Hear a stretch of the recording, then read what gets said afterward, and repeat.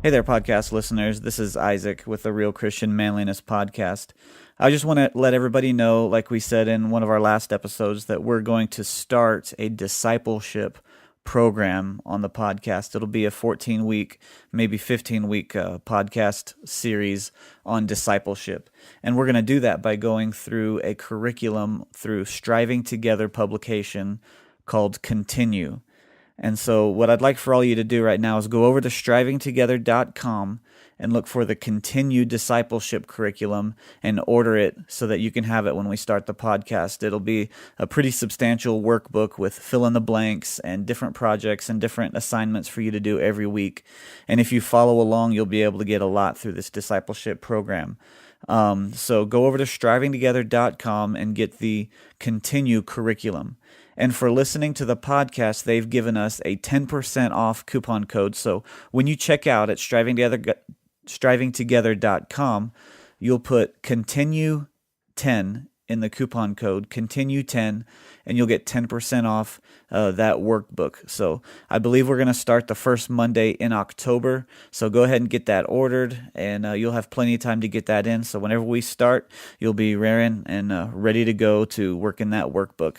Tim and I are excited to team up with Mr. John Tyler out of Lancaster Baptist Church, who's works in the discipleship ministry there, and so he's been so kind and gracious to work with us on this project. So go over to strivingtogether.com and get the Continue workbook and use the coupon code Continue10 at checkout. Now let's get on to the show. This is the Real Christian Manliness podcast with Isaac and Tim Ingram. Let's get manly.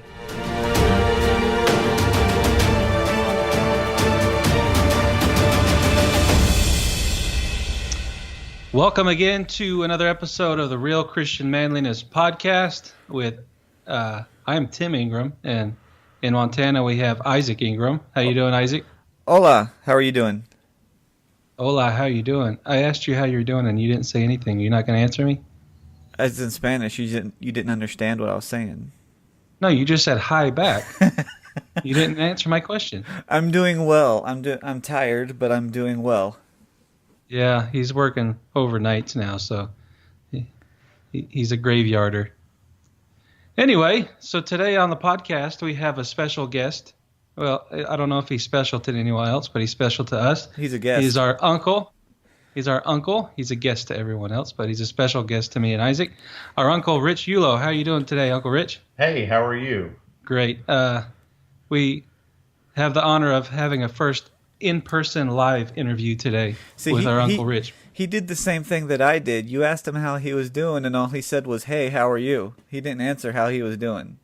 So I am doing wonderful. See, I'm not the only one. Oh, he's my elder. I wasn't going to rebuke him. Rebuke, not an elder. We're scriptural here on the Real Manliness podcast.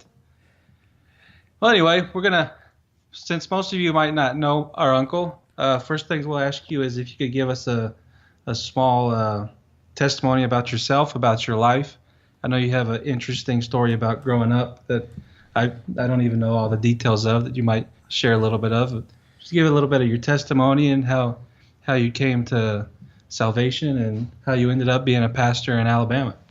Sure. Well, for those of you that don't know, my name is Richard Ullo. I'm the pastor of Bible Baptist Church in Spanish Fort, Alabama. That's on the eastern side of Mobile Bay, all the way at the bottom of Alabama.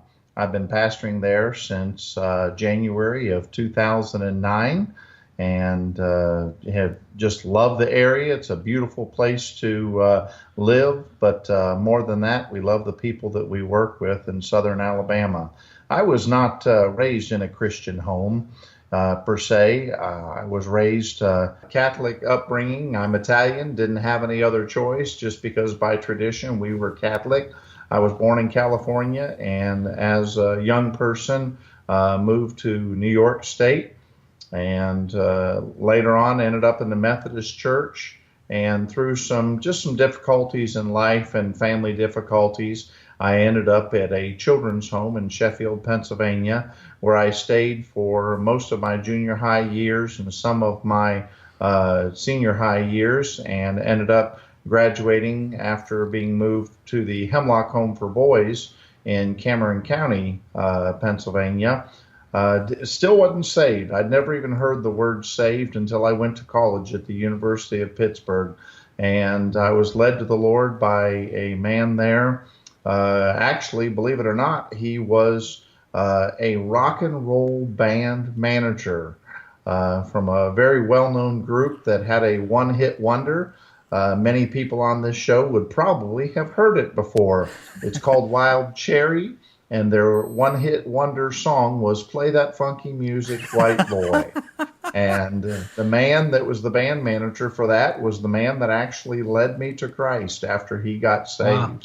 A couple of years later, my sister moved to Texas, and I moved to Texas as well. And eventually, after some rough times, led me to a place called Trinity Baptist Church in Arlington, Texas, where some teenagers knocked on my door and invited me to church. First time I had ever been in a Baptist church in my life.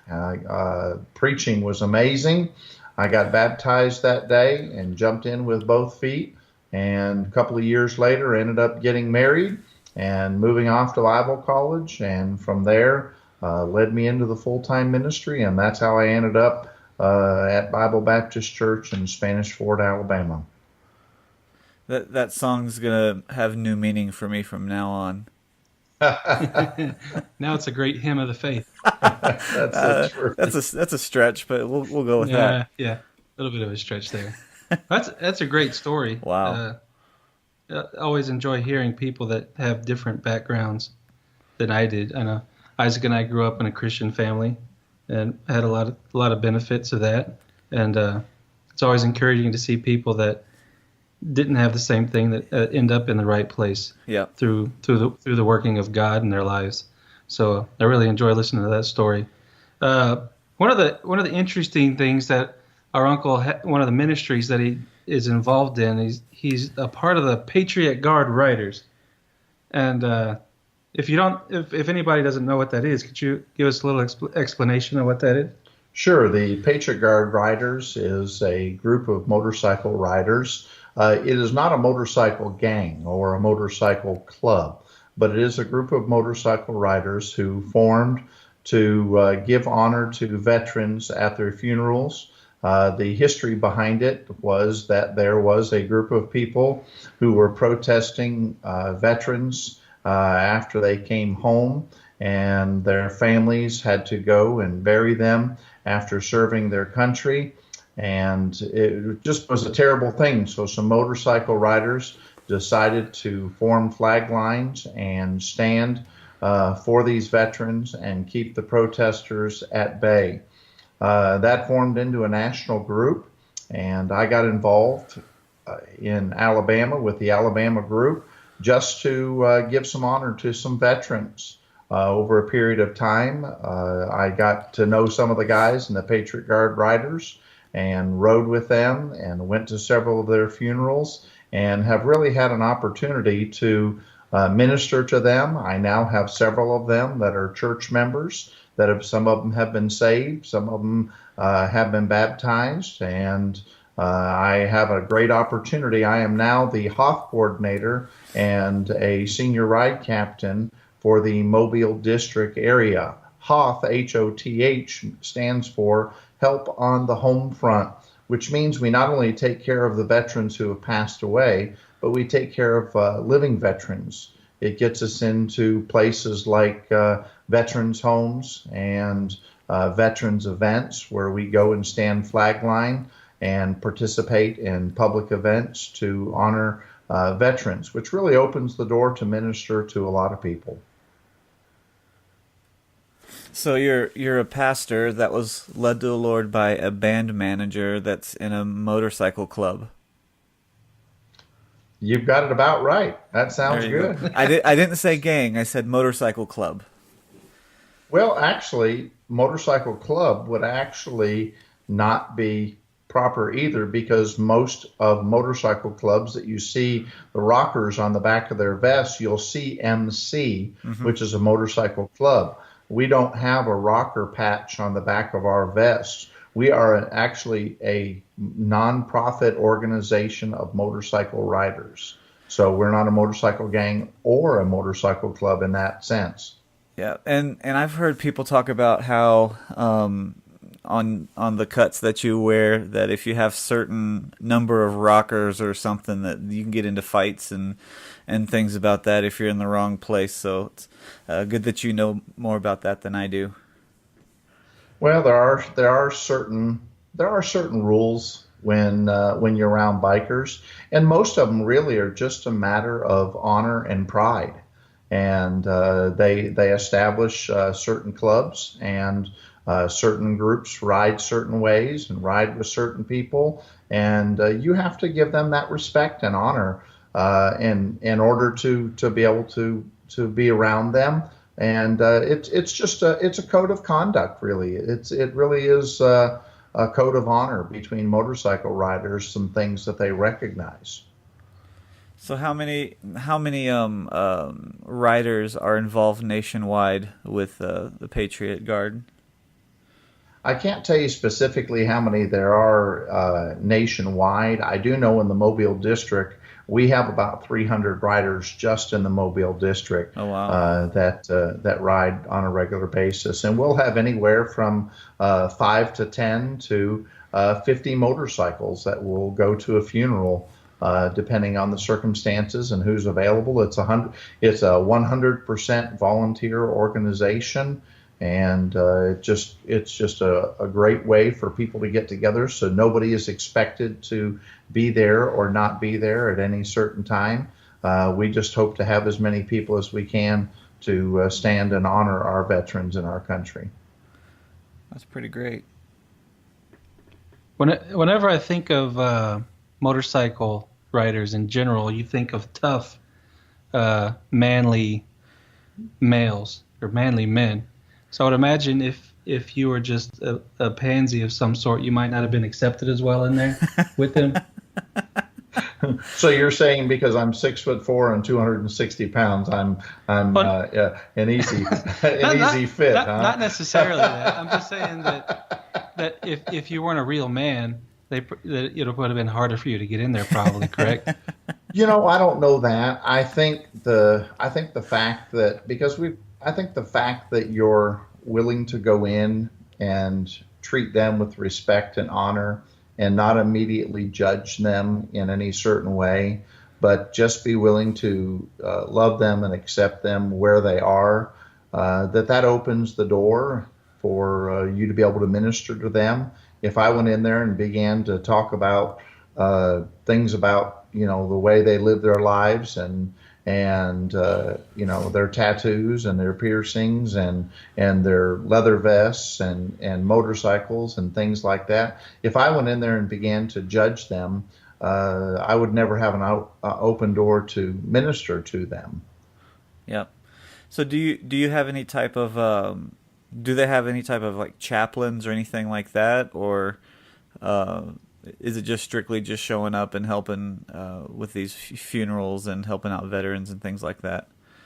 Well, there's not an official chaplain title in the state of Alabama for the Patriot Guard Riders, although they do recognize me because I'm a pastor, and so I act in a chaplain type of way, and many times, they'll come to me and ask for prayer about everything from personal needs to medical needs to, even family problems. So it really has opened up a door to do that.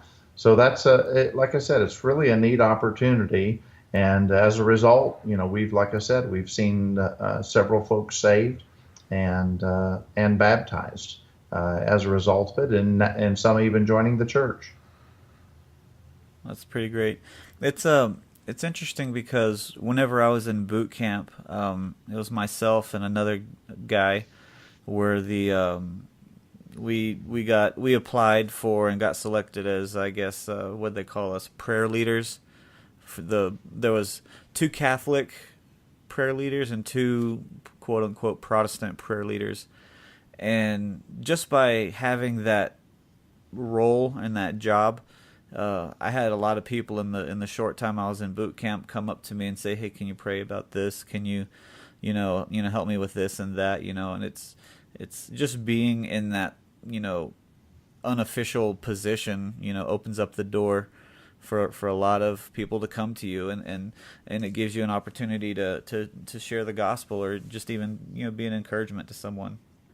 Well, people can definitely tell whether or not you're genuine. Yeah. And that's one thing that I have learned about motorcycle riders is they can spot a fake pretty quickly, and they just really aren't open to that, and they want somebody that's genuine. They want someone that's going to be there. And a lot of these motorcycle riders, you mentioned the tough, rugged exterior, but a lot of these men that I ride with are good Christian men.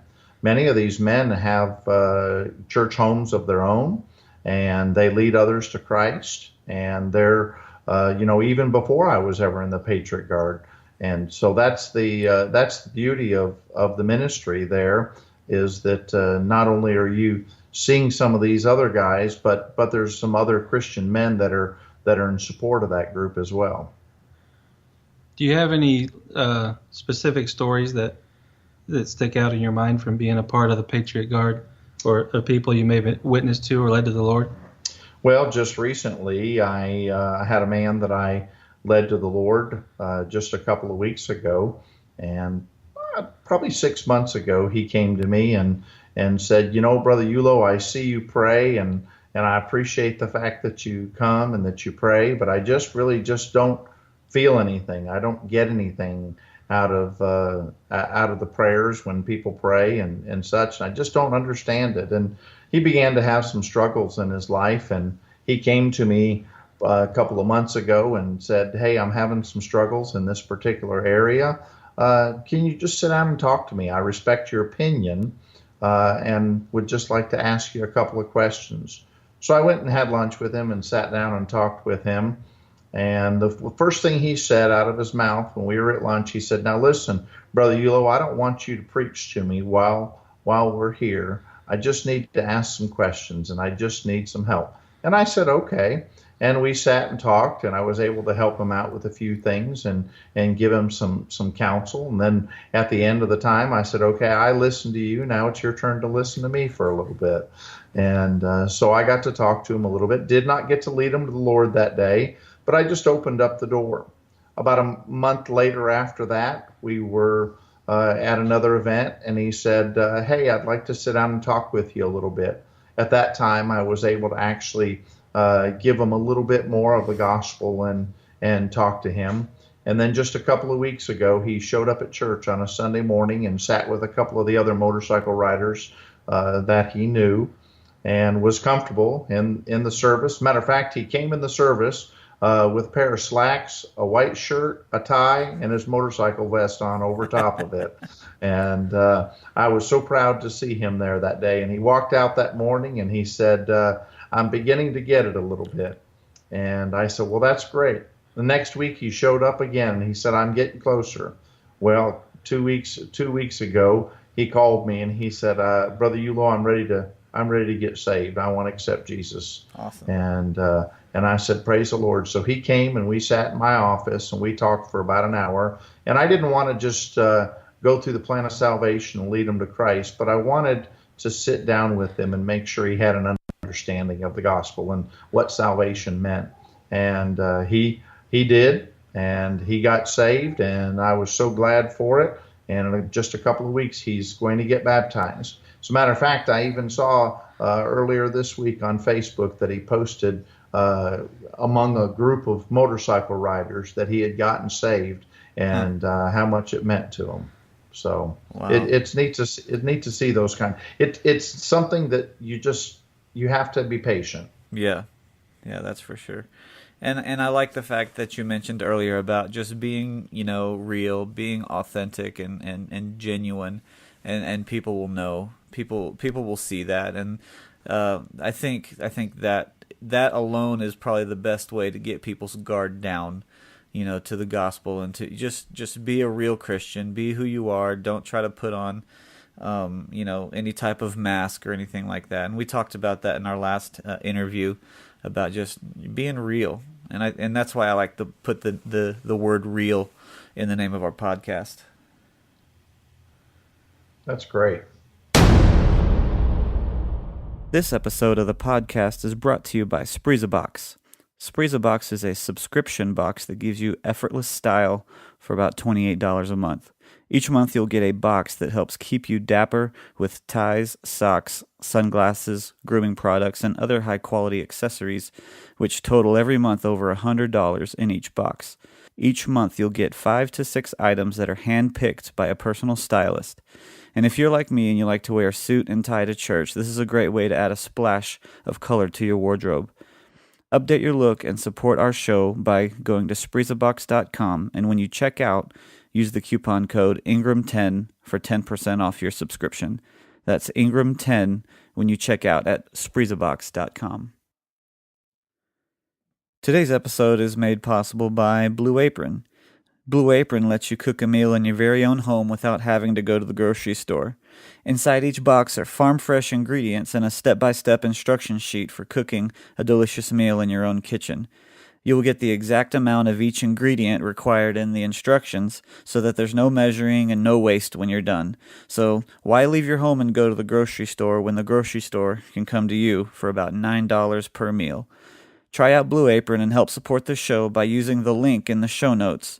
You'll get about $30 off your first 6 meals, and that's about half off your first order.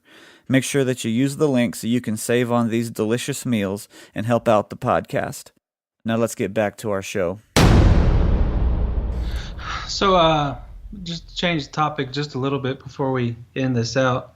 You've been a pastor for how long? I've been a pastor. Well, I've been in the ministry for about 30 years. I've been a pastor for about 9. Okay. One of the things Isaac and I have talked about discussing on the podcast, but haven't gotten to it yet, is kind of the idea of depression, and some men face that, and it hit your family and our family by extension pretty closely, about as close as you can get. How long was that? About a year and a half ago? It's been just a little over 2 years. Over 2 years. Wow. Just a little over 2 years. So over 2 years ago, my cousin, Uncle Rich's son, took his own life. I would imagine he was dealing with depression type situation, correct? Some of it was from that. He was actually in college and had a skiing accident and had a TBI, which is a traumatic brain injury, in college.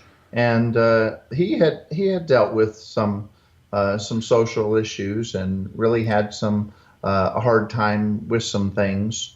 And after he got back from school, he just never completely got back up on his feet again.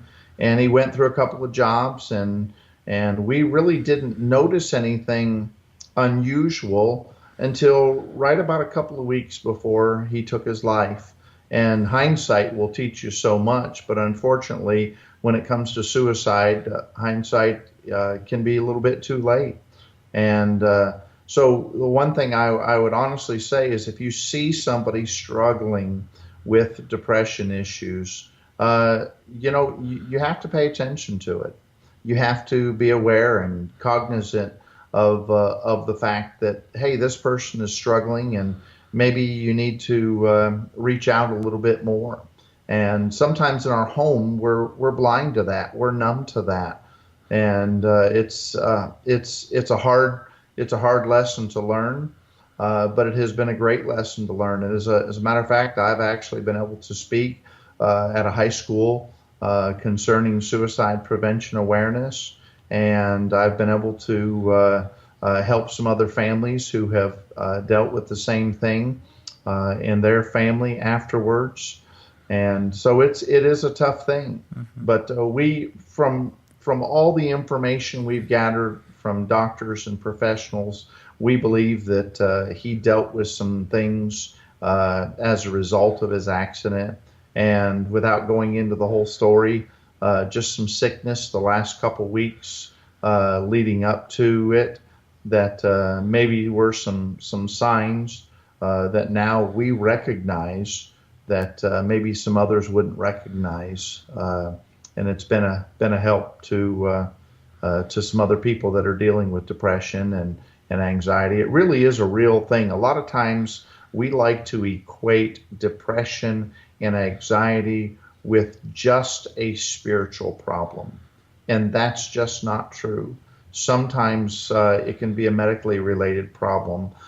Sometimes there can be some other things that occur, tragedies in somebody's life that really could get them to a point of depression and anxiety that leads them to this. Now, a spiritual problem can help it.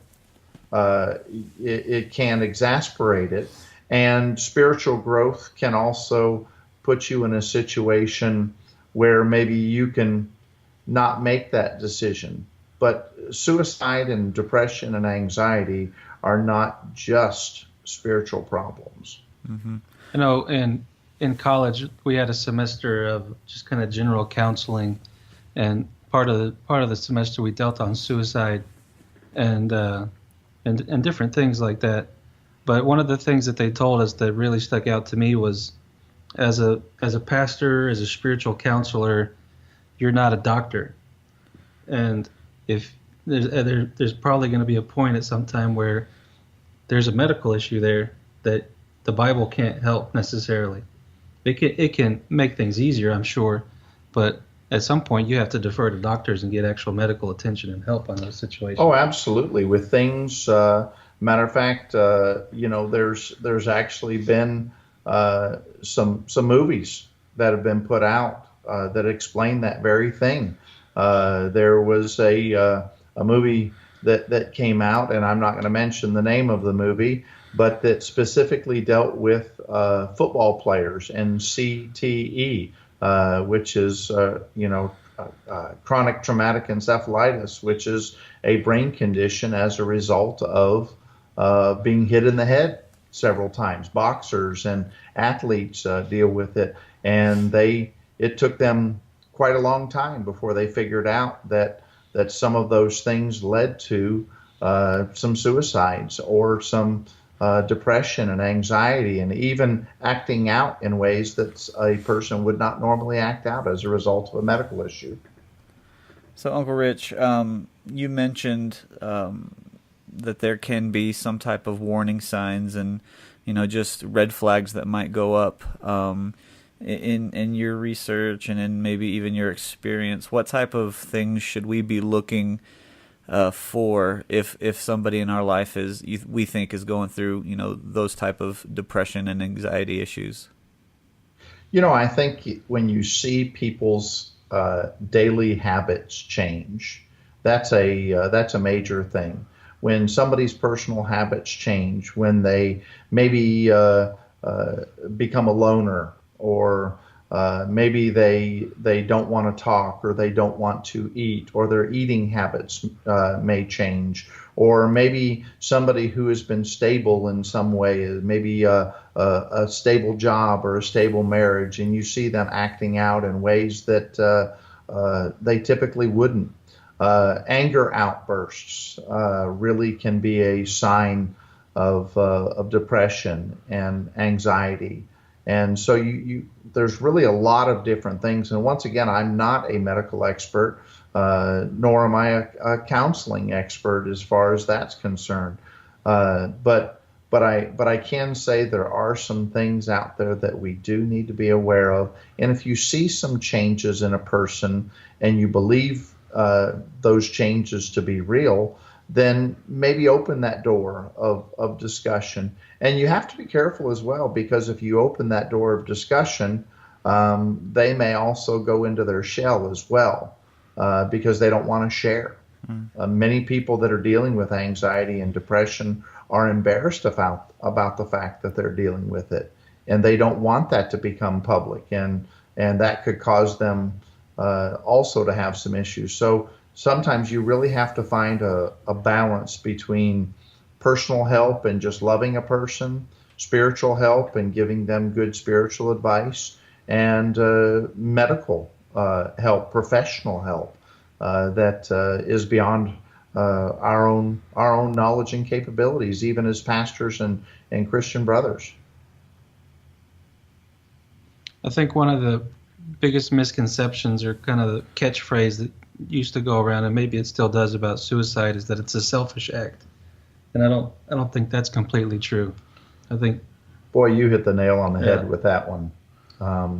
Many times people that commit suicide, they think that they are doing you a service because I'm taking myself out of the picture so that I can't cause you a problem anymore. Maybe if it's somebody who's got a drug addiction, or somebody who's got a family issue, or somebody who's got a great financial issue, they feel like if I take myself out of the picture, you're going to be better off as a result of me being gone. And that's, of course, that's not good thinking. But when somebody commits suicide, we have to realize they're not in the right frame of mind. And so what we might think is selfish in the right frame of mind, to them, they may see as a service. Yeah, it's probably one of the deepest podcasts we've got into yet. But I think hopefully it'll be a help to anyone that's listening. Maybe people that are listening to it might be struggling with these things, or maybe you know somebody that might be struggling with these things. Hopefully this has been an encouragement to you and a help to you. And Isaac, anything else you want to add before we wrap this thing up? No, just basically what Uncle Rich said. Just keep your eye out for people, because we live in a hurting world. We live in an imperfect world with a lot of, broken and imperfect people. And, where I work, there's a lot of troubled kids that we deal with this type of stuff every day, self-harm and depression and anxiety and, having to take the right type of steps whenever a kid mentions, I'm thinking about doing something, I'm thinking about taking my life. And I've heard some pretty detailed plans that they've put in place, and so it's our job to take it as seriously as possible. And the sad truth is, I guess it could be a good truth at the same time, is that a lot of 9 times out of 10, in our case, it's just kind of a plead for attention.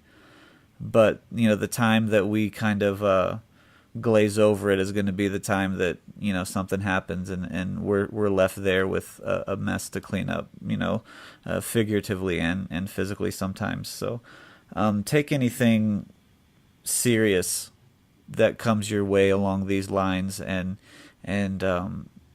you want to be on the side of caution when it comes to this, because life's fragile, and once that's done, there's no coming back from it, and so just if you see something, and you need help, find the right people to help, learn to ask those questions, be supportive, be non-judgmental, and those type of things, but definitely don't belittle any type of thing, whether you believe 100% that it's just a tactic of some sort. You don't want to be wrong in that aspect, so just keep those things in mind. I think you're right. I think we have to remain vigilant when it comes to depression, anxiety, and suicide. And I think one thing that really needs to be said, that is, if anybody's listening to this podcast and they feel that they are dealing with any of these issues, or if they know of somebody that's dealing with any of these issues, that they should be able to feel free to contact the authors of this podcast so that they can try to lead them to somebody that maybe could help them before something more serious does happen. Yeah. If there's any way that we can be a help in this area or any area, feel free to reach out, because that's what we're here. We're here to be an encouragement and a help and a blessing to men out there, and I'm sure there might be some ladies that are curious that listen into. We're here to help. We're here to just to be a blessing. So feel free to reach out if you have no one else to reach out to.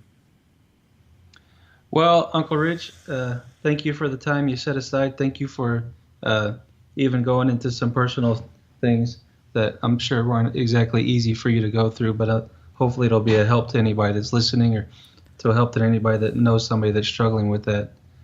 Well, Isaac, that's another successful podcast, I think. I do too. I think it was pretty great and informative and helpful.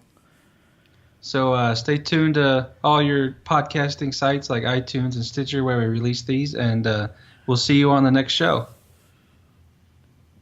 Bye-bye. But I was never actively involved in church. We went to church for a little bit, and Okay, I'm going to have to edit this out. All right, go ahead and go back again. all right. Rookie mistake. Just to let you know, that was no rookie mistake on my part. I left my phone in the other room. Thank you for listening to the Real Christian Manliness podcast. We hope you enjoyed our show. Now, if you could do us a favor, go over to iTunes and leave us a 5-star rating. That way other people can find us easily in the rankings. And if for some reason you don't think we deserve 5 stars, give us whatever you think we deserve, but please explain why we got that rating in a review. Now make sure you subscribe and have a great day.